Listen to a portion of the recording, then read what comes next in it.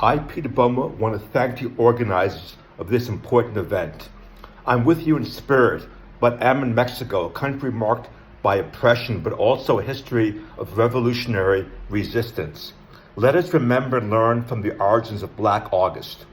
I moved to San Diego in August 1970 to teach economics at San Diego State University. I had just read Soul of That Brother, an incredible book written by George Jackson. He was facing charge of kindergarten sold at prison in California in 1969, right after a grand jury found the guard innocent for murdering 3 black inmates there. I joined the George Jackson Defense Committee.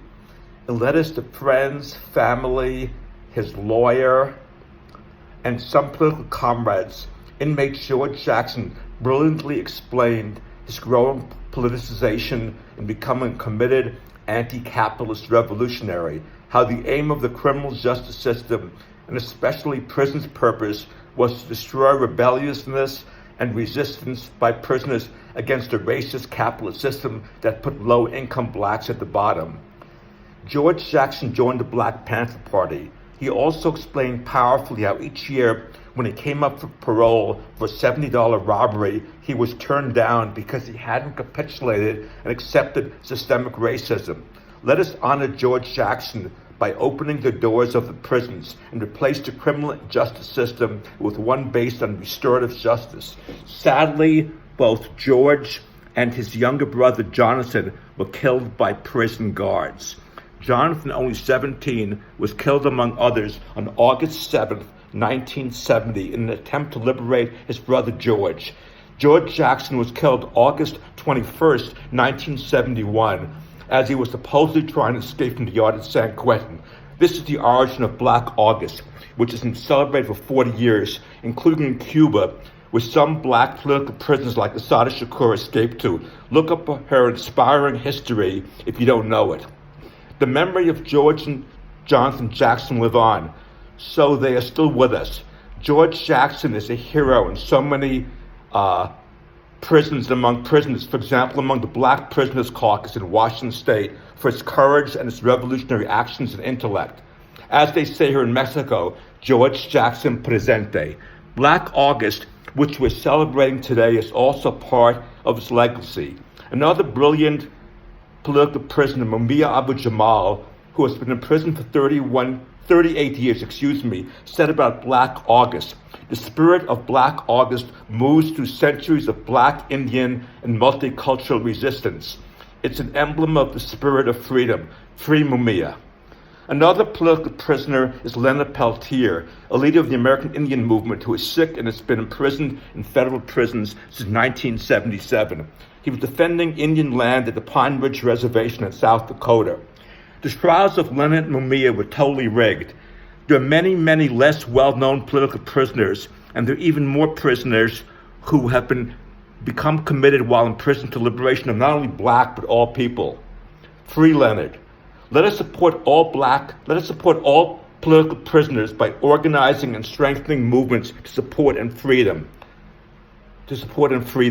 We live in an increasingly repressive and authoritarian political and economic system, which makes it even more important that we support our political prisoners. It will make people be willing to take more risks if they know they and their families will be supported if they are under attack. The U.S., like most countries, denies there are political prisoners and repression. Most repression has been directed against African American, Latino, and Native American organizers and social movements. Although I am white, but trying to do the right thing and standing up for justice in the U.S. and against U.S. intervention abroad, I've been arrested and imprisoned. There's an attempted assassination against me, organized by the FBI under a program called COINTELPRO. COINTEL was an attempt to divide and disrupt movements and assassinate and imprison leaders. I've continued to be active as a teacher at Evergreen State College in political economy and in various groups such as Economics for Everyone Olympia, so they failed in their attempt to scare and silence me. The FBI claimed to end COINTELPRO after it was exposed, but it's continued, although not with its name.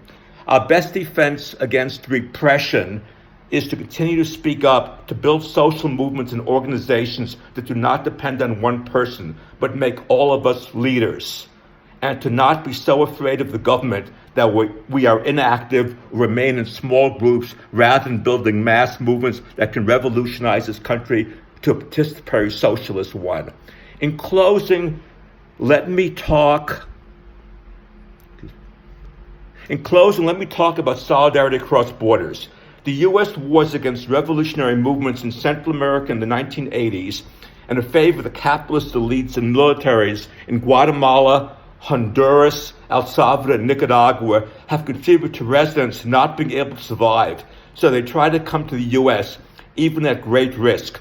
Climate change has also caused climate refugees, as the land can no longer provide a living for much of the rural population. In Mexico, Spanish colonization, the U.S. government, and huge corporations, together with the Mexican upper classes, have created a society even more unequal than the United States. A neoliberal political economy that is so corrupt and violent that even the current reformist government has been incapable of changing it. So many Mexicans are also coming to the U.S. Let us support those trying to enter the U.S. and undocumented immigrants here. Let us oppose the extremely racist and murderous immigration policy of the Trump administration that divides families, puts immigrant kids in cages, that refuse asylum, and causes the death of thousands crossing the border. Let us tax the wealthy and cut the budgets of the military and homeland security and the prison system to fund any cost to support these human beings, and also to provide health care, child care, quality housing, and a living wage for all. Our allies are poor and working people across borders. Let us build movements that include prisoners and seeks to unite all people, no matter what their race, sexuality, nationality, for a just world that overcomes the climate crisis, poverty, racism, sexism, class exploitation, alienation, and that reduces the prison population to a tiny fraction of what it is today. The world we need and desire is not capitalist. Do what you can, small or big, to turn this dream into reality. Power to the people. Thank you.